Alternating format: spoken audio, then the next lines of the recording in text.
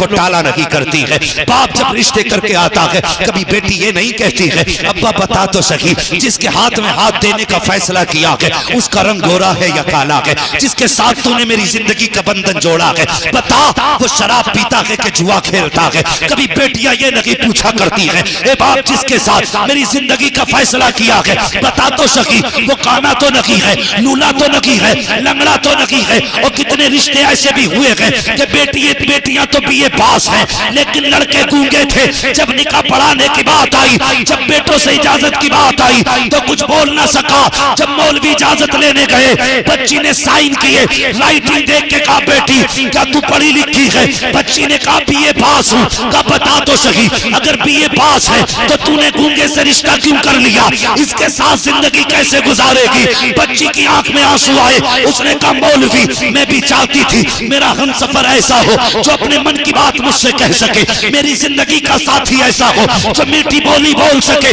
लेकिन एक दिन मेरे बाप ने घर में आके कहा बेटी मैंने फला को जबान दे दी है लेकिन उसके बेटे की जबान नहीं है। कहा मौलवी जब बाप ने इतना कह दिया था मैंने बाप की जबान के लिए अपनी जबान कटवा दी थी, उसी दिन से बोलना बंद कर दिया था। मौलवी साहब जाइए निकाह पढ़ाइए। कहा बेटी तेरी जिंदगी कैसे गुजरेगी? उसने कहा मेरी तो कट जाएगी जैसे कटेगी। अगर बाप की इज्जत चली गई तो ना बेटी जिंदा रह सकती है ना बाप जिंदा रह सकता।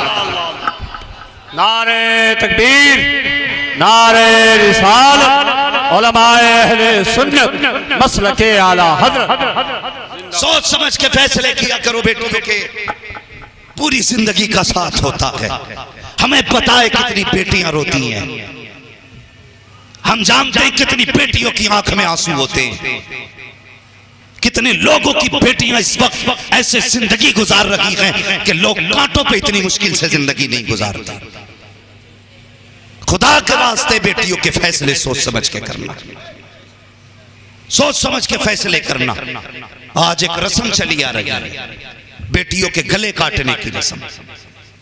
मैं ये नहीं कहता बेटी ने सही किया या गलत किया, किसी के साथ अगर उसका ताल्लुक था, मैं इसकी हिमायत नहीं करता कि किसी की बेटी किसी के साथ बाप की इज्जत उछाले। सबसे मनहूस है वो बेटी जो बाप की जिल्लत का सबब बनती है।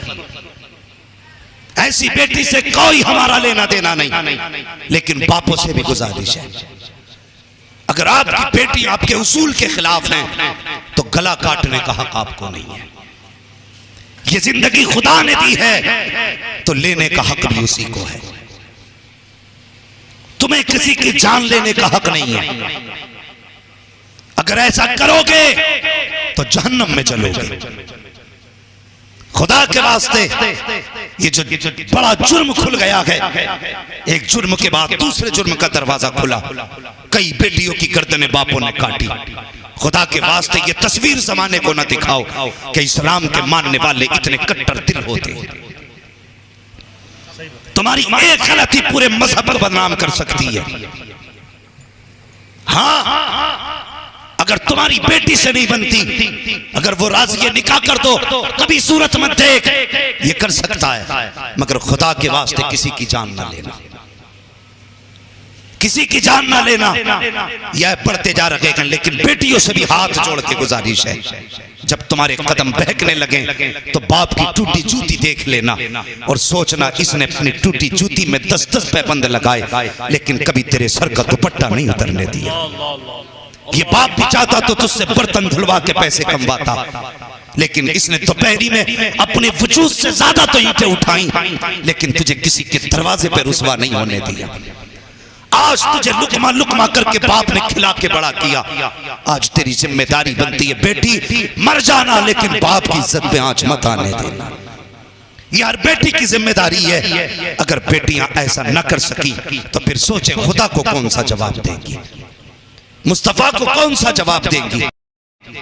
जरा सोचें और बेटियों को तालीम दो, इन्हें समझाओ। घर जाके बेटियों से कहा करो कि कभी तकरीर भी सुना कर ताकि तेरी जिंदगी में इनकलाब आए। हमने इतनी बड़ी एलसीडियां लगा रखी हैं, रिमोट पड़े रहते हैं, चैनल पे चैनल बदले जा रहे हैं, नाटक तमाशे देखे जा रहे हैं। खुदा के वास्ते बेटियों को कनीज़े फातिमा ज़हरा बना लो, सैयदा फातिमा ज़हरा के किरदार की किताबें दे दो, ताकि ये सीखें कि औरत को और बेटी को कैसे होना चाहिए, किस तरह रहना चाहिए। बेटियों, तुम्हारी इज्जत इतनी भी सस्ती नहीं है जो टकों के ऊपर बेच दी जाए, इतनी भी सस्ती नहीं है कि लोग गाड़ियों की लालच में तुम्हारी इज्जत के सौदे कर दें, इतनी भी सस्ती इज्जत नहीं है तेरी कि कोई सोना दिखा करके तेरी इज्जत लूट के ले जाए। तुझे पता है तेरी इज्जत कितनी कीमती है, कितनी कीमती इज्जत है, खुदा की कसम सोच भी नहीं सकती। मुस्तफा फरमाते हैं, ए काबे तेरी इज्जत अपनी जगह है, लेकिन मेरे उम्मत के मोमिन की इज्जत भी अपनी जगह अलग मकाम रखती है।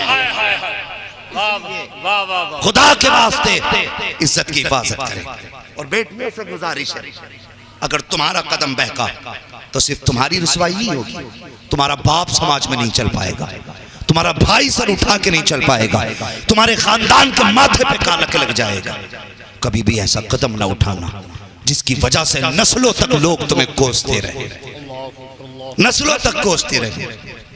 जी क्या हो रहा जी, आज तो कोई बात नहीं, अब तो ये जदीद दौर आ गया, क्या बोलते हैं उसको, इंग्लिश में कोई जुमला बोलते हैं लोग, मॉडर्न दौर है कि लड़की लड़के अपनी मर्जी से मिल रहे हैं। हाँ, जाकर के देखो शर्म आती है जब किसी कैफे के अंदर एक बुर्के वाली बेटी किसी बेगैरत के साथ होती है, शर्म आती है जब नकाब पहनने के बाद बच्चियां पार्कों में जाके घूमा करती हैं। और तुमसे भी गुजारिश है, जब बच्चियां स्कूल निकला करें उनके मिनट मिनट का ख्याल रखा करो, किस वक्त कहाँ जाती हैं ये पता रखा करो। कभी बिना मर्जी के अचानक में स्कूल जाकर के चेक कर लिया करो। हमारी वगी बेटी आंखें फोड़ जाती है जब बाप कहते हैं मुझे बेटी पे बड़ा विश्वास है, हमारी बेटी गलत कदम नहीं उठाएगी। और मुझे बता तो सही, तुझे बेटी पे इतना विश्वास है जिस पे आंखें बंद करके एतमाद किया जाता है, वही बेटियां बाप के मुंह पे काली पोत के जाया करती हैं। बेटियों को समझा के रखा करो, इनके एक एक मिनट का ख्याल रखा करो। कसम खुदा की तुम्हें ये डिग्री प्यारी है जो MA कराएगी,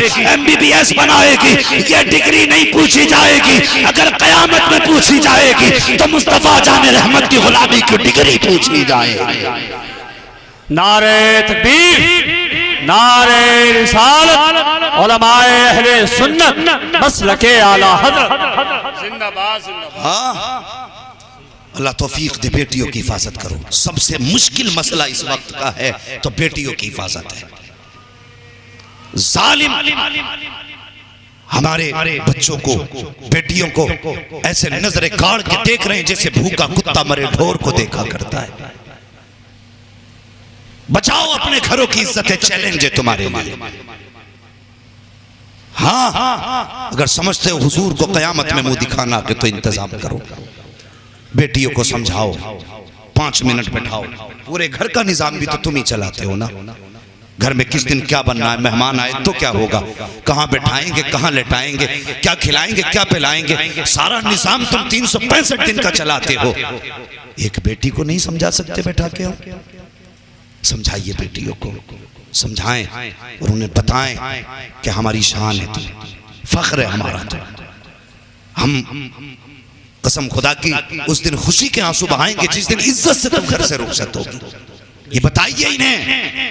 वरना वो लोग जो कहते हैं ना मॉडर्न दौर है और मौलवियों को तो पता नहीं क्या है, बोलने की बीमारी है। मौलवी को बोलने की बीमारी नहीं, कसम खुदा की खा के कहता हूँ आज भी साइंस वहां नहीं पहुंची है जहां मुस्तफा की उम्मत का मौलवी पहुंचा हुआ है। हाँ, दावे के साथ कहता हूँ, आज भी साइंस वहां नहीं पहुंची जहां हुजूर की उम्मत का आलिम पहुंच गया है।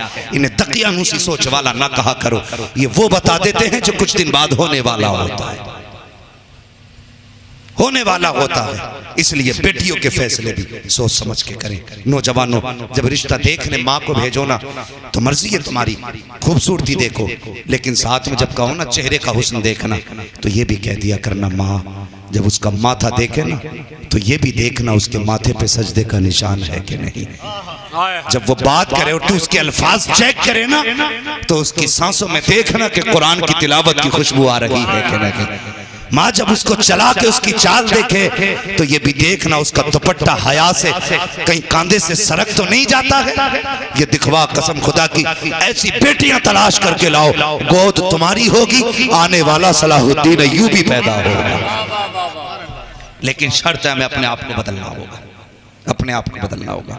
आज हमारी कौम इतनी पट गई है, इतने झगड़े हो गए, सबसे बड़ी बड़ी दीवारें ना हमारी कौम में हो गई नफरतों की खड़ी, नफरतों की दीवारें। गिराओ यार इन दीवारों को। कल तक कितना अच्छा होता था, एक बैठक में 17 लोग एक हुक्का पीते थे और किसी को किसी की झूठन से बीमारी नहीं लगती थी। आज अगर पानी पीने बैठ जाओ ना तो बंदा कहता है डिस्पोजल लाइए।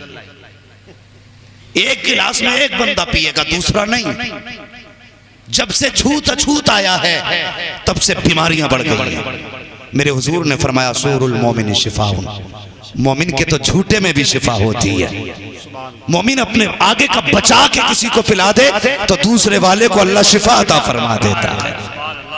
कितनी नफरतें हो गई।